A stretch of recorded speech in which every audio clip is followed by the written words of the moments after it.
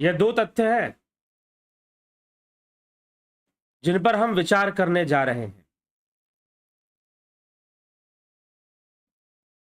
तो वन के अंदर पंचवटी में लक्ष्मण जी ने श्री रामचंद्र जी से जीव क्या है, मोक्ष क्या है, बंधन क्या है, माया क्या है, इन सारे विषयों पर प्रश्न किए और श्री रामचंद्र जी ने इन सारे विषयों पे उत्तर दिए, जैसा कि कल भी हमने इस विषय पे चर्चा श्रवण की है। अब विषय आता है शूर्पणखा का। शूर्पणखा का प्रसंग अब शुरू होता है और शूर्पणखा के बाद रावण के द्वारा देवी सीता का हरण हो जाना। अब ये शूर्पणखा क्या है, कौन है? शूर्पणखा को यद्यपि आप टीवी सीरियल देखेंगे तो उसमें एक रूप दिखाया गया है। वाल्मीकि रामायण में भी उसकी रूप की चर्चा कुरूप की तरह ही है, लेकिन दूसरे कुछ रामायणों में, कंभ रामायण में शूर्पणखा की चर्चा अलग ढंग से है। बताया गया कि वह अत्यंत सौंदर्यवान थी, बहुत सुंदर थी। पुराणों की कुछ अन्य कथाओं के अनुसार शूर्पणखा अपने पिछले जन्म में अप्सरा थी और श्राप मिला था उसे, जिस कारण से वो राक्षसी हो गई। उसका जन्म राक्षसी कुल योनि में हो गया।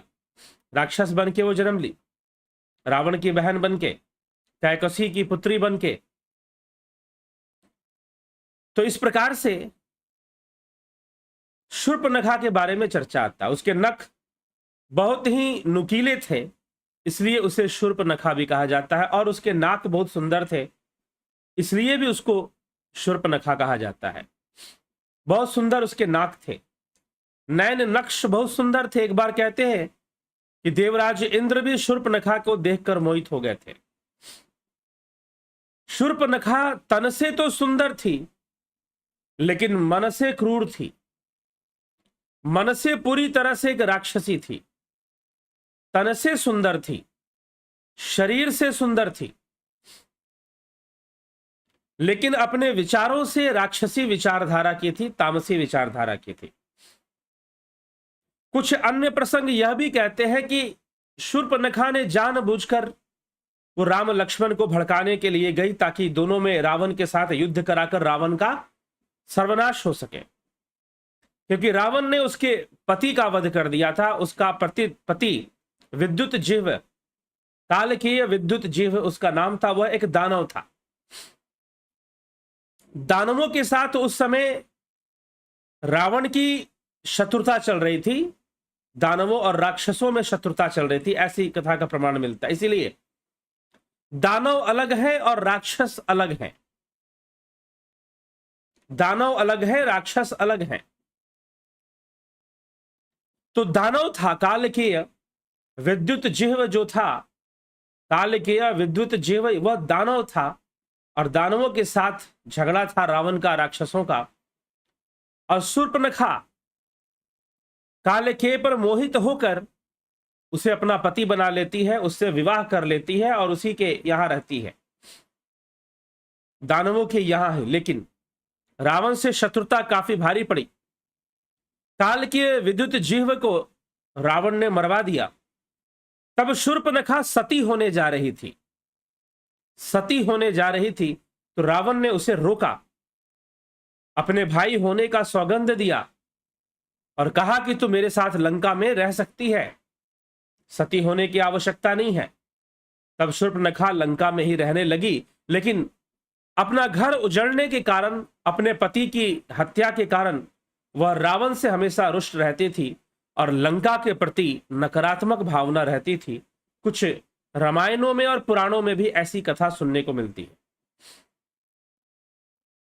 तो शूर्पणखा एक योजनाबद्ध तरीके से श्री रामचंद्र जी के पास जाती है, बल्कि वो घूमते हुए ही उसे कुटिया दिखाई देती है। आकाश मार्ग से वो घूम रही थी, तभी उसे कुटिया नजर आती है और उस कुटिया में दो सुंदर युवक दिखाई देते हैं। और उन दो युवकों के सौंदर्य से मोहित होकर शूर्पणखा श्री रामचंद्र जी के पास विवाह प्रस्ताव लेकर, प्रणय प्रस्ताव लेकर पहुंच जाती है। गोस्वामी तुलसीदास जी इस घटना का वर्णन करते हैं। शूर्पणखा का चरित्र कैसा है? कौन है शूर्पणखा? मनुष्य के मन में वास करने वाला वह काम विकार जो मनुष्य को कुछ समय के लिए अच्छे से अच्छा मनुष्य, तपस्वी से तपस्वी ऋषि भी कुमार्गी हो सकते हैं यदि वो अपने मन के अंदर बैठे हुए शूर्पणखा पर ध्यान ना दे, नर हो चाहे नारी। तो गोस्वामी तुलसीदास जी शूर्पणखा के बारे में लिखते हैं। लक्ष्मण जी कहते हैं, भक्ति जोग सुनी अति सुख पावा, लक्ष्मण प्रभु चरण ही सिरुनावा, एहि विधि कछुक दीन बीती, कहत विराग ज्ञान गुण गीति गिननीति। इस भक्ति योग को सुनकर लक्ष्मण जी बहुत प्रसन्न हुए। रामचंद्र जी ने जो ज्ञान भक्ति की चर्चा की। आगे तुलसीदास जी लिखते कि शूर्पणखा रावण कई बहनी, दुष्ट हृदय दारुण जस अहिनी, पंच बटी सो गई एक बारा, देखी बिकल भई जुगल कुमारा। शूर्पणखा रावण की एक बहन थी। शूर्पणखा नामक रावण की एक बहन थी। दुष्ट हृदय दारुण जस अहिनी, जो नागिन के समान भयानक और दुष्ट हृदय की थी। पंचवटी सो गई एक बारा, वह पंचवटी में जब गई, देखी बिकल भई जुगल कुमारा, और दो राजकुमार राम लक्ष्मण को देखकर व्याकुल हो गई। उसका हृदय, उसकी इच्छाएं, उसकी कामनाएं उसके वश में ना रही और कामवश वह पहुंच जाती है श्री रामचंद्र जी के पास और क्या कहती है, भ्राता पिता पुत्र उर्गारी, पुरुष मनोहर निरखत नारी, होई बिकल सक मन ही न रोकी, जिमी रवि मणि द्रव रवि ही बिलोकी। कि शूर्पणखा का कैसा मन है, वह किसी सुंदर पुरुष को देखकर मोहित हो जाती है, जैसे कि सूर्यकांत मणि सूर्य को देखकर द्रवित हो जाता है और पिघल जाता है। वैसी शूर्पणखा का जो हृदय था वो पिघल गया। दो सुंदर युवकों को देखकर वो मोहित होकर वहां पहुंच गई। रुचिर रूप धरी प्रभु पहीं जाई, बोली बचन बहुत मुस्काई, तुम सम पुरुष नमो सम नारी, यह संजोग विधि रचा बिचारी।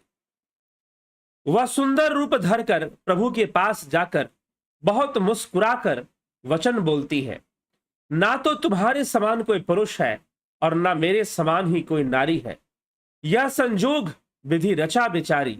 मैं तुम्हारे जैसा पुरुष कई दिनों से ढूंढ रही थी, जो सौंदर्य में मेरे टक्कर का हो, जो इतना सुंदर हो, जो मेरे बराबर में खड़े हो सके।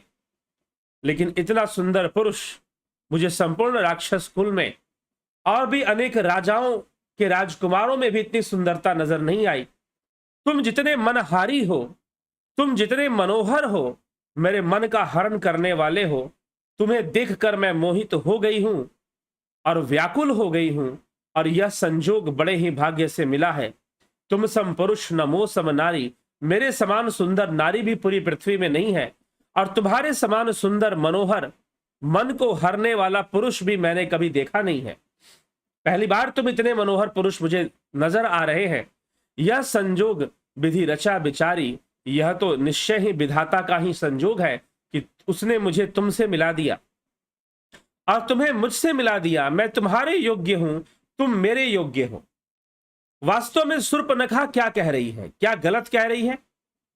आज के समय में भी विवाह करते हुए लोग इस संजोग को देखते हैं कि सौंदर्य का संजोग है कि नहीं है, सुंदरता मिल रही है कि नहीं मिल रही है। तो इस बात पर उनका बहुत ध्यान होता है, गुणों पर ध्यान नहीं होता। विवाह करते समय गुणों पर ध्यान नहीं होता, इन सब बातों पर ही ज्यादा ध्यान होता है। तो इस प्रकार से शूर्पणखा भी यही सब बातें बता रही है, लेकिन राम के गुण में और शूर्पणखा के गुण में बहुत भारी अंतर है। भले वो सुंदर रूप धारण करके गई है और सुंदर रूप का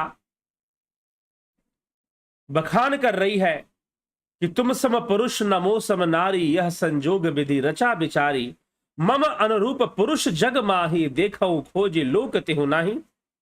मेरे योग्य पुरुष जगत भर में नहीं है, मेरे तीनों लोकों को खोज कर देखा है। इसी से मैं अब तक अविवाहिता ही हूं। अभी तक मैं अविवाहिता ही हूं, कुंवारी ही हूं। मेरे योग्य पुरुष जगत भर में नहीं है। मैंने तीनों लोकों में खोज कर देखा। हे राम, तुम मुझे मिले हो। तुम दोनों भाई बड़े सुंदर हो, मनोहर हो, मन को हरने वाले हो।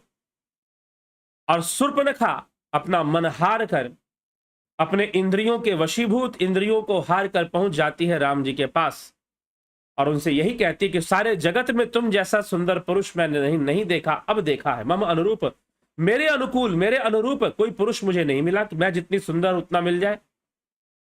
मम अनुरूप पुरुष जग माही, देखी खोज लोक तिहु नाही। ताते अब लगे रहे कुमारी, मनु माना कछु तुम ही निहारी। इसी से मैं अब तक कुंवारी रह गई, मेरा विवाह ना हो पाया। अब तुमको देखकर कुछ मन माना है, मन कर रहा है कि अब विवाह कर लिया जाए, क्योंकि कोई योग्य पुरुष अब मुझे मिला है। सीत ही चितई कही प्रभु बाता, अहि कुवार मोर लघु भ्राता। गई लक्ष्मण रिपु भगनी जानी, प्रभु बिलो की बोले मृदुवानी। सीत ही चितई, सीता जी को देखकर भगवान श्री रामचंद्र जी ने शूर्पणखा से कहा कि शूर्पणखे, ये देख, सीता मेरी अर्धांगिनी मेरे साथ है, मेरी पत्नी तो मेरे साथ है और मैं विवाहित हूं, क्योंकि मेरी पत्नी मेरे साथ है, साफ दिखाई दे रहा है। इसीलिए तुम मुझसे ऐसी प्रस्तावना मेरे समक्ष मत रखो और कोई मुझसे ऐसी इच्छा मत रखो कि तुम मुझे मेरे साथ प्रणय सूत्र में बंध पाओगी या प्रणय कर पाओगी। मेरा तुम्हारा प्रणय संभव नहीं है, क्योंकि मेरी पत्नी मेरे साथ है, मेरी अर्धांगिनी मेरे साथ है। इसीलिए मैं तो अपनी अर्धांगिनी के साथ हूं। सीत ही चितई कही प्रभु बाता, अहि कुमार मोर लघु भ्राता। और यदि तुम्हें विवाह करना है तो मेरा जो छोटा भाई है लक्ष्मण, वो अभी कुंवारा है, तुम उसके साथ विचार कर सकती हो और तुम उससे जाकर पूछ सकती हो। अब यहां पर एक प्रश्न आता है, मन में एक प्रश्न पाठकों को आ जाएगा, अहि कुमार मोर लघु भ्राता, कि जो मेरा छोटा भाई लक्ष्मण है वह कुंवारा है, श्री रामचंद्र जी कह रहे हैं। लेकिन अभी तो रामचरितमानस की कथा में हमने सुना था कि चारों भाइयों का विवाह एक साथ ही हो गया था राजा जनक की पुत्रियों से। तो लक्ष्मण जी की पत्नी थी, अर्धांगिनी थी उर्मिला जी। लक्ष्मण जी कुंवारे नहीं थे। लक्ष्मण जी का विवाह संपन्न हो चुका है और उनकी अर्धांगिनी उर्मिला जी अयोध्या में है। लक्ष्मण जी कुंवारे नहीं है, लेकिन फिर भी राम कहते हैं कि अगर तुम कुंवारी हो, तुम्हारा विवाह नहीं हो पाया, लेकिन मेरा तो विवाह हो चुका है, मेरी पत्नी मेरे संग में है। तुम्हारी समस्या का समाधान यह है, अहि कुंवार मोर लघु भ्राता, गई लक्ष्मण रिपु भगनी जानी, प्रभु बिलो की बोले मृदुमानी। और तब वो लक्ष्मण जी के पास पहुंच गई। लक्ष्मण जी ने उसे शत्रु की बहन समझकर प्रभु की ओर देखकर कोमल वाणी से बोले। अब शूर्पणखा लक्ष्मण जी के पास चली गई कि हे राजकुमार, तुम गौर वर्ण के हो, बहुत ही सुंदर हो, तुम्हारे शरीर से एक अद्भुत रोशनी निकलती हुई पता लग रही है, तुम इतने सुंदर पुरुष हो, तुम मुझसे विवाह कर लो, मैं तुमसे विवाह करना चाहती हूं। लेकिन प्रश्न अभी तक प्रश्न ही है कि श्री रामचंद्र जी ने यह झूठ क्यों बोला कि लक्ष्मण जी कुंवारे हैं। लक्ष्मण जी कुंवारे हैं, यह झूठ क्यों बोला? रामचंद्र जी जानते हैं कि शूर्पणखा कौन है और क्यों आई है, किस लिए आई है। दूसरी बात, लक्ष्मण जी को कुंवारा कहना, और क्यों कहा गया लक्ष्मण जी को कुंवारा? राम जी यहां पर व्यंग कर रहे हैं। वास्तव में वो ये नहीं चाहते कि शूर्पणखा लक्ष्मण जी से विवाह करे, परंतु वो व्यंग कर रहे हैं शूर्पणखा के ऊपर, क्योंकि शूर्पणखा कुंवारी नहीं है। शूर्पणखा कुंवारी नहीं है, उसका तो विवाह हो चुका है काल के विद्युत जिह्व से। काल के विद्युत जिह्व नामक एक दानव था जो उसका पति था, उससे शूर्पणखा का विवाह हो चुका है।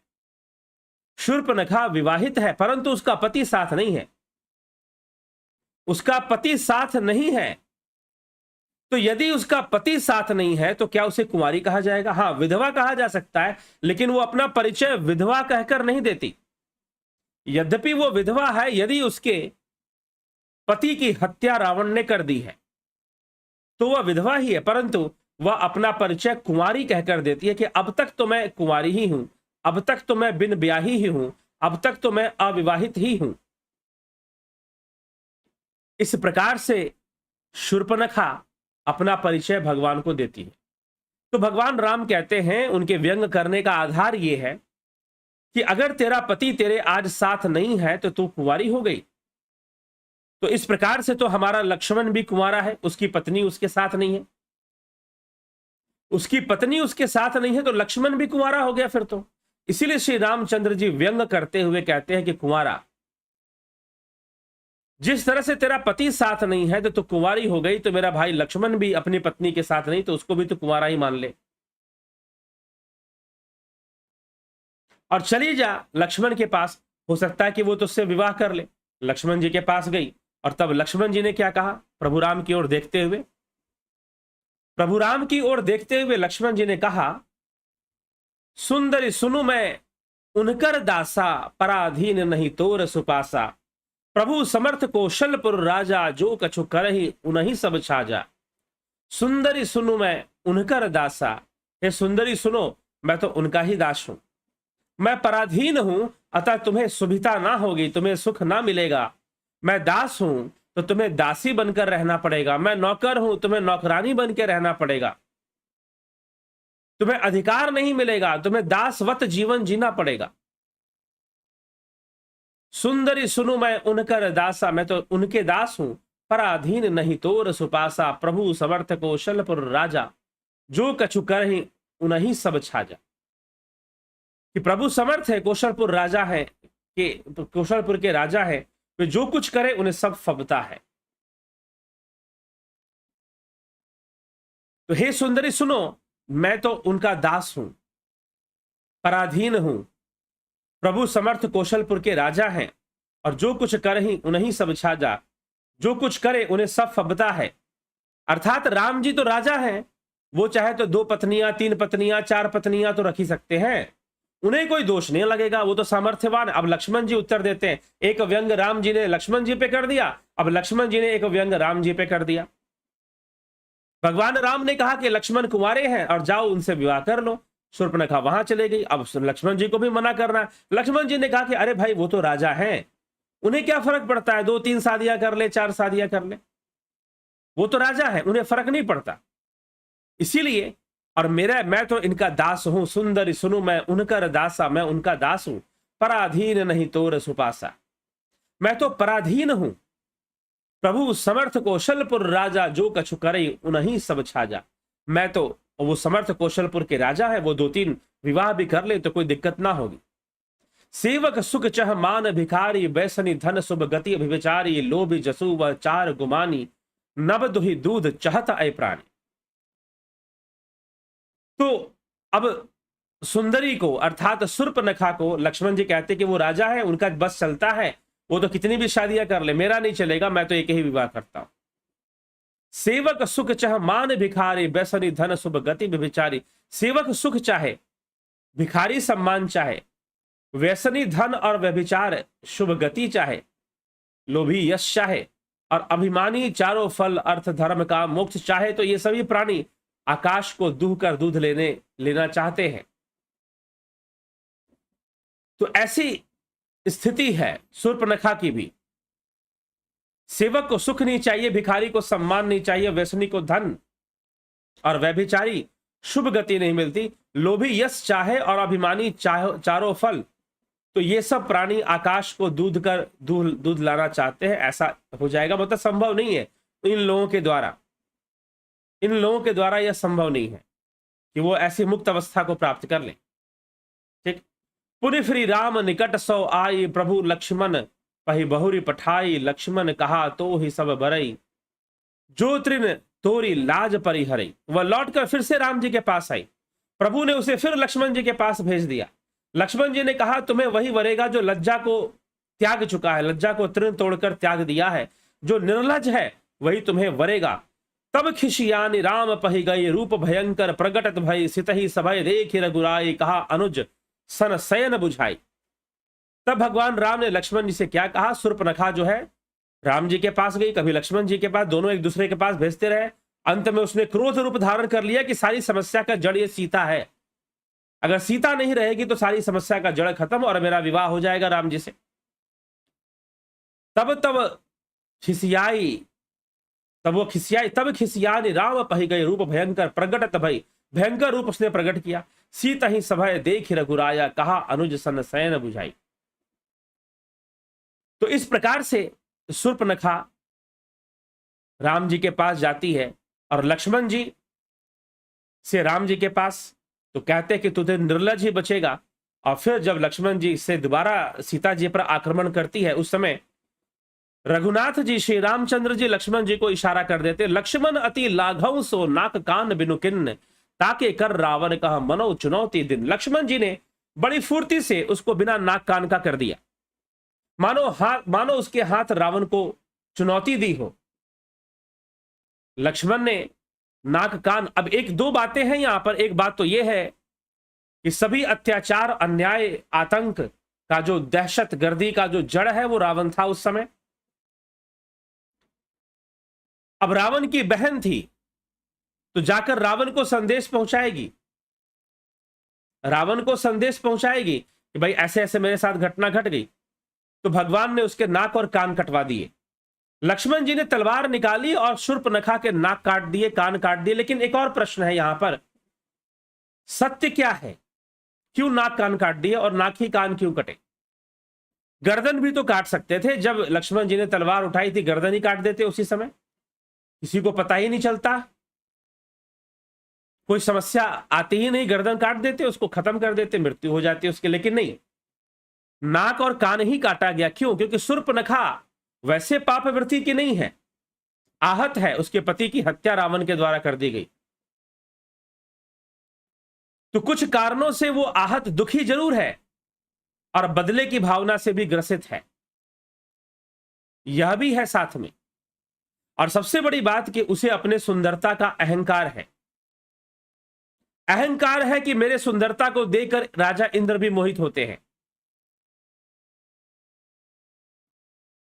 तो बहुत बड़ा अहंकार अपने सौंदर्य पर शूर्पणखा को है। इसीलिए भगवान राम के इशारे से लक्ष्मण जी ने उसके कान और नाक काटे, क्योंकि कितना भी सुंदर स्त्री हो, यदि उसके नाक कट जाए तो वो कहीं से भी सुंदर नजर नहीं आएगी। कितनी भी सौंदर्यवान स्त्री हो, यदि उसके नाक काट दिए जाए, कान काट दिए जाए, तो क्या वो सुंदर आएगी? जी नहीं, वो सुंदर नजर नहीं आएगी, उसका सौंदर्य फिर टिकेगा नहीं। तो वास्तव में भगवान राम ने शूर्पणखा को पाप कर्मों से बचाने के लिए उसको, उसके सौंदर्य को छीन लिया। उसको मारा नहीं, उसकी हत्या नहीं की, उसके सौंदर्य को छीन लिया। नाक कान, कितनी भी सुंदर स्त्री हो, नाक कान कट गए तो कहां से सुंदर दिखेगी? तो नाक कटते ही उसका सौंदर्य खत्म हो गया। अब वो किसी भी स्थिति में सुंदर नहीं दिखाई दे सकती। और यही वास्तव में हुआ।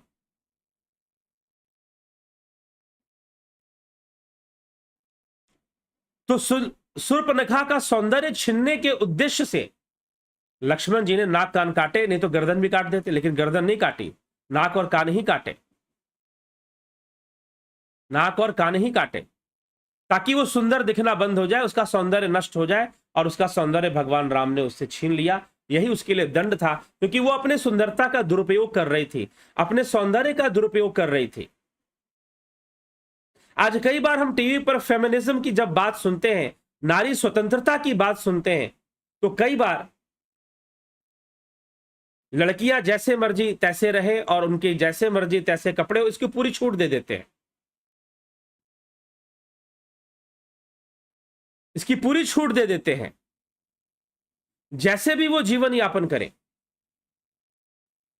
यद्यपि जो विवेकी है वो खुद जानता है कि हमें समाज में कैसे रहना है, किस प्रकार का व्यवहार रहना है, कौन सी वस्तुएं दुखी करने वाली हैं, कहां से सुख की प्राप्ति होने वाली। जो विवेकशील है वो तो जानता है, चाहे कोई महिला हो या पुरुष हो, कोई नर हो या नारी हो, यदि वो जानता है तो वो जानता है।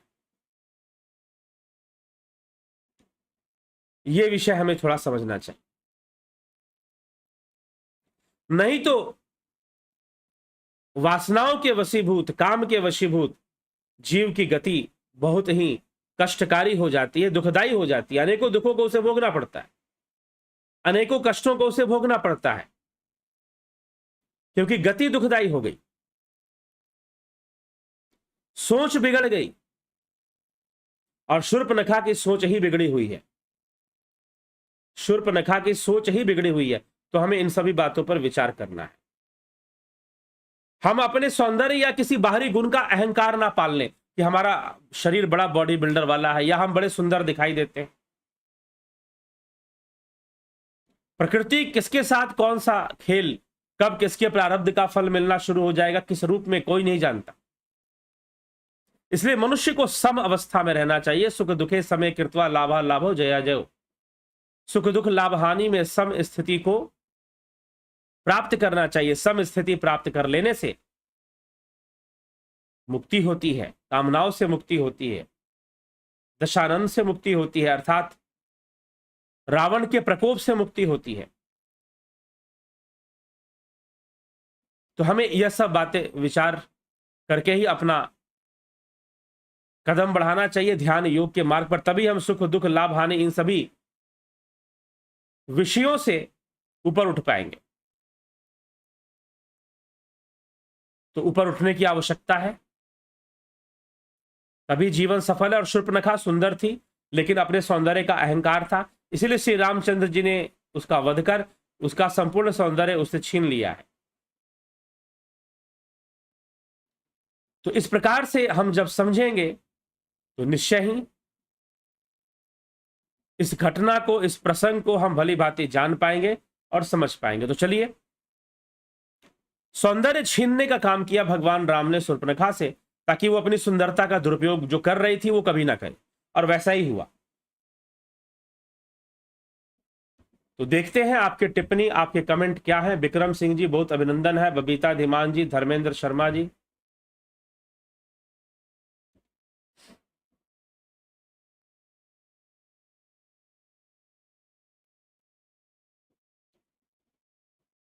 आपके वीडियो में देखा, उसने आपने बताया कि जब राम माता सीता के लिए रुदन करते हैं तब माता सती भगवान राम की परीक्षा लेने जाती है। और तो मेरा प्रश्न है ये है कि क्या उस समय माता सती थी? जी थी, तभी तो गई थी।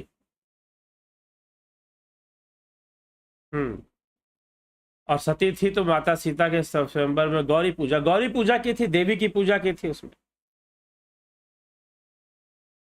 और भगवान शिव चाहते थे कि सती की परीक्षा हो राम जी के द्वारा, और वही हुआ।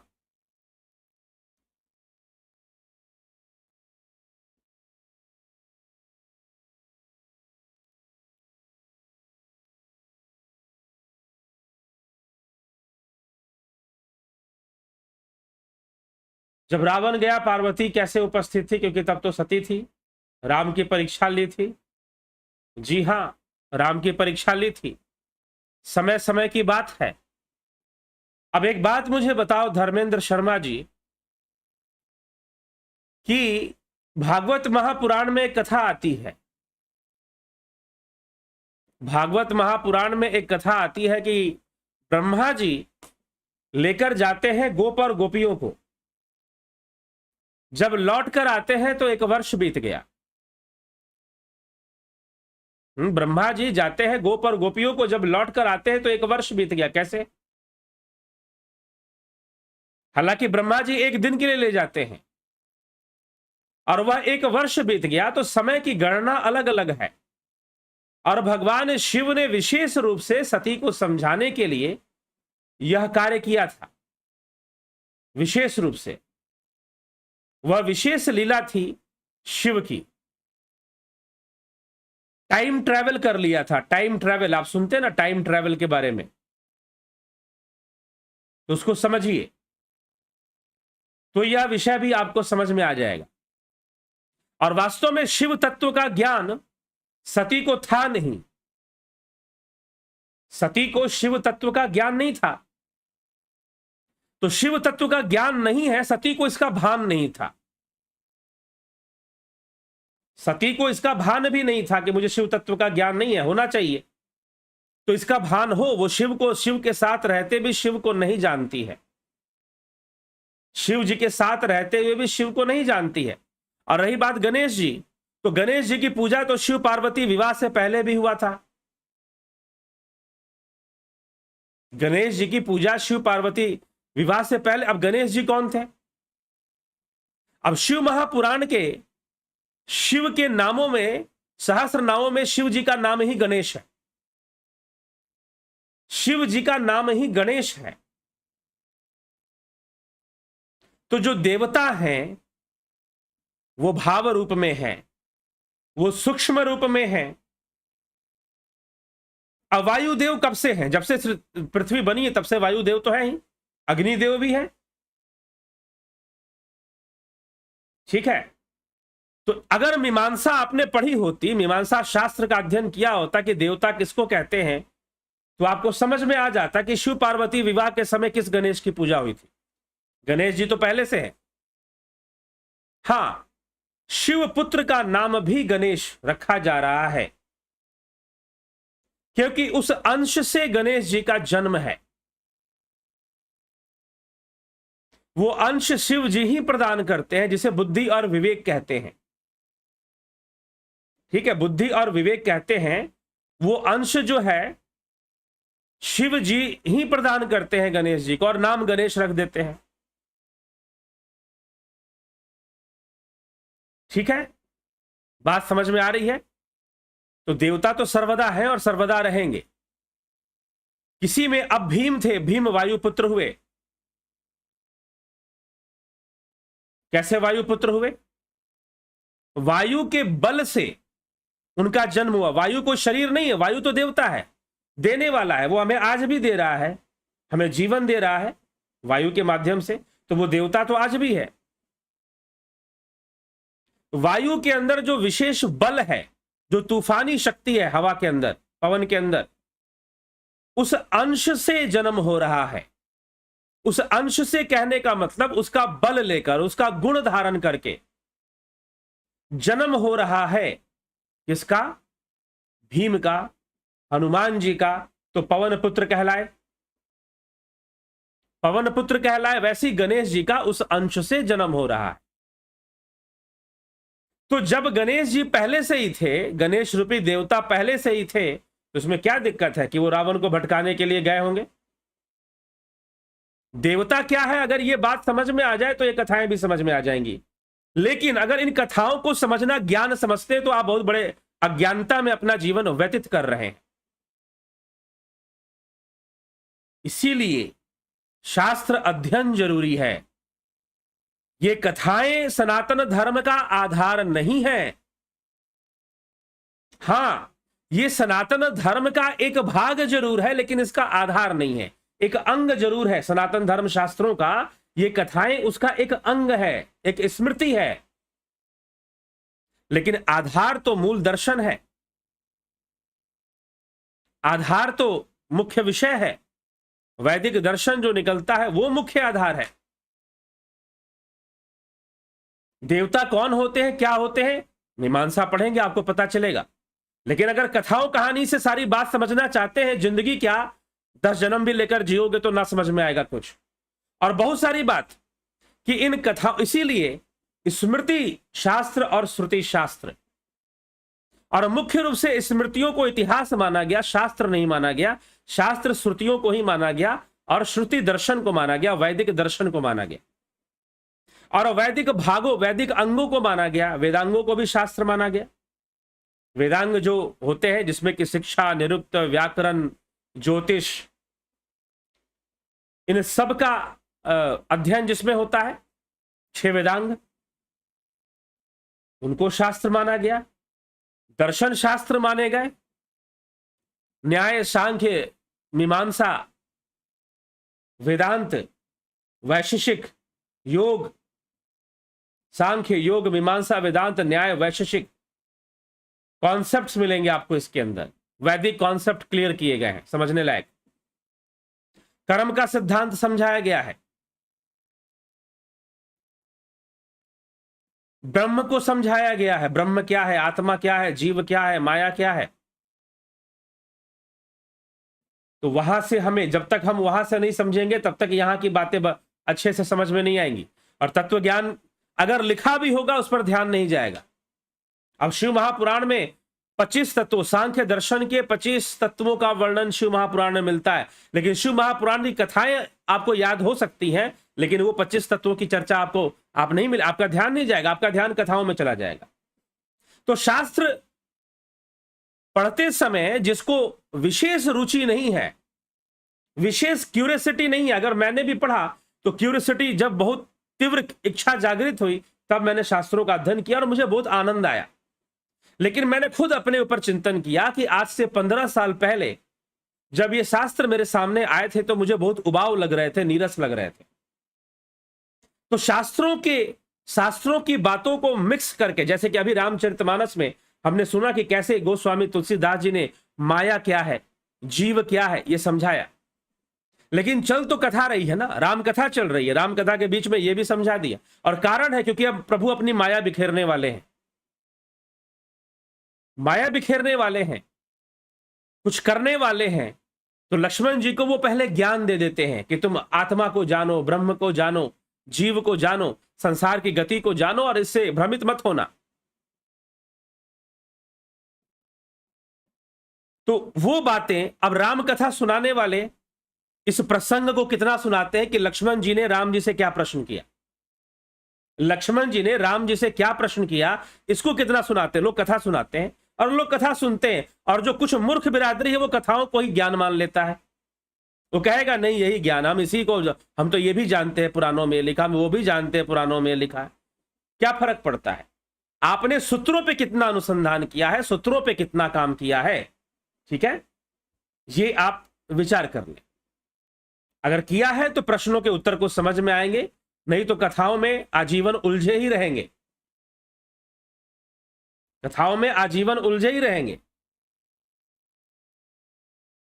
ठीक, चलिए, इसीलिए इन सभी बातों को विचार करके शास्त्र अनुसार समझना चाहिए। राम लखन राजपूत जी, दशरथ पटेल जी, नवजोनाथ जय शंकर महाराज, अवनी प्रधान जी, सविता नायक जी, बहुत अभिनंदन है आपका। बलवंत सिंह गोहिल, बहुत अभिनंदन। विनोद कुमार सूद, चितरंजन बरुआ, रूपलाल विश्वकर्मा, उषा श्रीवास्तव, रमेश पेशवानी, सरोज साहू, माधुरी कोले, बेस्ट फ्रेंड्स, मनीष यादव, गणेश पवार, राजूपाल हरि, विंदेश्वरी मिश्रा, उज्जवल छेत्री, पिंटू वासवा जी, काशीनाथ जी, रमेश चंद्र जी, काशीनाथ जी, दयानंद जी, संतोष देवी, अवधेश कुमार, राम निवास मीना, अमन कक्कर, संत कुमार भट्टी जी, लाल बहादुर सिंह जी, पंकज सोनी, शालिनी चौहान, एके त्यागी, दीपांशु भट्टी, मोहन रावत, देवरतन बलदावा जी, रामविलास जी, राकेश मराठे जी, बहुत अभिनंदन है। विष्णुचंद्र मौर्य, योगेंद्र पंडित, सतीश मास्टर, प्रताप विश्नोई, विक्रम सिंह, गौरव सिंह, उत्कर्ष तिवारी, सत्संग गणेश जी अनादि हैं जी, बिल्कुल। बबीता धीमान, सत्संग, स्मिता सावंत जी, सोमू, ओम तत्सत, सबका बहुत बहुत अभिनंदन है। और इसी के साथ विचारों को विराम देंगे। और ध्यान योग का कोर्स करना चाहते हैं तो आप ज्वाइन कर सकते हैं। 14 अप्रैल से, मार्च हो गया, 14 अप्रैल से ये ध्यान योग का कोर्स फिर शुरू हो जाएगा। उसके लिए जो ज्वाइन करना चाहे वो ज्वाइन कर सकते हैं। उसकी ज्वाइनिंग शुरू हो जाएगी कल से ही। और ध्यान योग के बारे में जो जानना चाहते हैं वो प्रश्न कर सकते हैं, पूछ सकते हैं, मैसेज कर सकते हैं। और जिनको ध्यान योग करना है कोर्स, वो अपना संपर्क करें और ज्वाइन करें, और ज्वाइन कर लाभ उठाएं। कई बार लोग कोर्स के लिए बात करते हैं, लेकिन उनका प्रश्न और उनका कुछ ऐसा तरीका होता है जिससे कि साफ पता चलता है कि उनको ध्यान योग नहीं करना, कुछ और करना है। तो इसीलिए आप समय बर्बाद ना करें, ना अपना और, लेकिन कुछ लोगों के पास समय होता है दूसरों का समय बर्बाद करने के लिए। तो इसीलिए अगर आपको करना है तभी संपर्क कीजिए, उसके विषय में जानना है तभी संपर्क कीजिए, अन्यथा मत संपर्क कीजिए। और यदि आप पहले संपर्क कर चुके हैं और आपको बताया जा चुका है कि ध्यान योग का कोर्स कैसे चलता है, किस प्रकार से आगे बढ़ता है, फिर भी आप दोबारा बहुत तरह के प्रश्न करते हैं, तो इसका मतलब प्रश्न करना ही आपका उद्देश्य है, दूसरा कोई उद्देश्य आपका नहीं है। ठीक है, उस परिस्थिति में आपको उत्तर देना बंद कर दिया जाएगा। ठीक है, इसका ध्यान रखिएगा। तो आपका पहला प्रश्न ही, अगर आप व्हाट्सएप मैसेज करते हैं ध्यान योग के लिए या टेलीग्राम मैसेज करते हैं, तो आपका मैसेज यही होना चाहिए कि मुझे ध्यान योग कोर्स करना है, उसके बारे में बताइए। उसके बारे में आपको बता दिया जाएगा। ज्वाइन करना ना करना आपका विषय है, उससे संबंधित कोई प्रश्न पूछना है आप प्रश्न पूछ सकते हैं। बाकी आप चैनल देख ही रहे हैं, ध्यान योग पर चर्चा चलती रहती है। उपनिषदों में भी चर्चा चली है, योग सूत्र में भी चर्चा चली है, गीता में भी चर्चा चली है, विवेक चूड़ामणि की चर्चा में ध्यान योग की बहुत चर्चा चली है। आगे भी चर्चा चलती रहेगी, चैनल पर आने वाले कई ग्रंथों पे हम चर्चा करेंगे, उस पर भी चर्चा चलती रहेगी। तो आप अपने प्रश्नों का उत्तर प्राप्त कीजिए, लेकिन ऐसा ना हो कि प्रश्न बनाना और प्रश्न क्रिएट करना ही आपका उद्देश्य है। ठीक है, तो अगर आपका यही उद्देश्य है तो उससे कोई लेना देना फिर नहीं है। मूल सिद्धांत से मतलब है, जीवन आपको सिद्धांतों से जीना है, कथाओं के साथ नहीं जीना है। ठीक है, कथाएं आपके लिए प्रेरणाएं बन सकती हैं, प्रेरणा बन सकती हैं, लेकिन जो मूल सिद्धांत जो हमारे शास्त्र समझाते हैं, प्रकृति के रहस्यों को खोलते हैं, वो जीवन के रहस्यों को खोलकर हमारे सामने प्रस्तुत करते हैं शास्त्रों में, उसके माध्यम से ही हम बहुत सारे अपने जीवन को बेहतर बना सकते हैं। तो उन विषयों को समझ लेने की आवश्यकता है, नहीं तो बहुत भारी समस्या आ जाएगी। ठीक है, तो चलिए इसी के साथ विचारों को यहां पर मैं विराम दूंगा। कल फिर 9 बजे मिलते हैं लाइव चर्चा में। बहुत बहुत आभार आप सभी का।